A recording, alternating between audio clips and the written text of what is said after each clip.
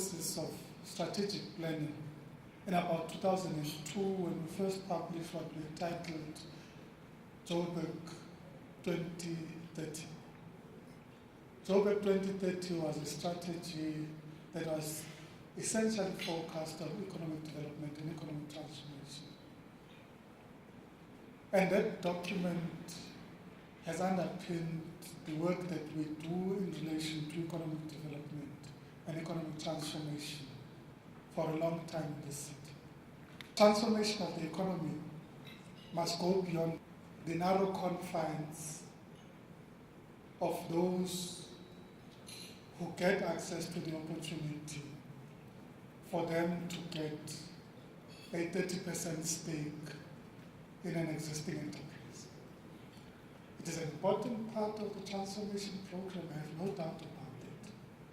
But we must move to the extent that we can broaden the cadre of entrepreneurs to help grow the local economy. We must move beyond black business people being purchasers of 30% stakes. We must get them to be entrepreneurs, to initiate their own businesses, because that is where the jobs are going to come from. It's new businesses, it's new entrepreneurs. But if you continue to invest in existing businesses, you're not going to create new jobs. So unless we do that, unless we have a concerted program of building a cadre of entrepreneurs, I don't think that we can move to the next level. GDS has 9 key imperatives, and obviously economic growth is one of the key themes that we are focusing on this week. It's both economic growth as well as a smart city. Obviously, as the city of Joburg, we are actually cognizant of the fact that the city has evolved. But as a government, we have a responsibility of creating an enabling environment and also come up with policies that are enabling, that are stimulating and enhancing people's competitiveness. So it really is about ensuring that we are able to give opportunities for people to really thrive. It's also about recognizing that there is stimulate a vibrant informal economy, because that's where most of the jobs are being created. Obviously, I'm saying the big business obviously can take care of itself, but you need to start looking at the emerging small, micro, medium enterprises, because that's where jobs can be created. So we are saying for a city of this magnitude, for an economic powerhouse, we cannot actually not stimulate or encourage entrepreneurship, because we believe that it could turn around the blight of our economic discourse.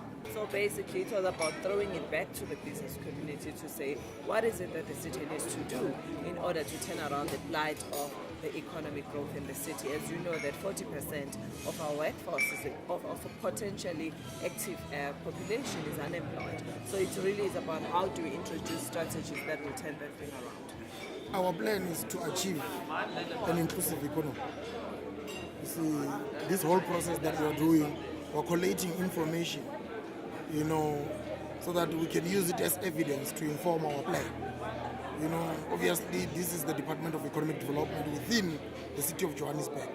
We have a responsibility to analyze the macroeconomic space and the microeconomic space, so that we can be able to utilize the competitive economy, which is stronger, to impact on the second economy, which is not strong, which lacks skills, and so on.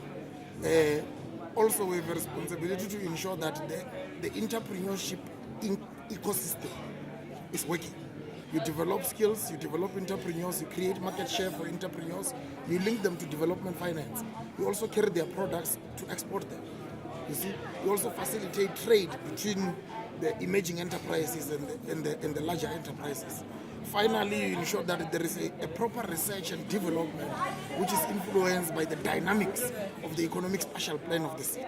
So our main plan is to achieve an inclusive, competitive economy which absorbs unemployed people, but which is also producing specific skills for the economy, targeting competitive sectors, and those sectors that are declining, we are analyzing them through this plan to say, if this sector is declining, what are the market forces? Is it the global recession, or is it because our trade relations and our trade agreements are actually affecting certain sectors? We analyze so that we can be able to provide a proper sector support strategy.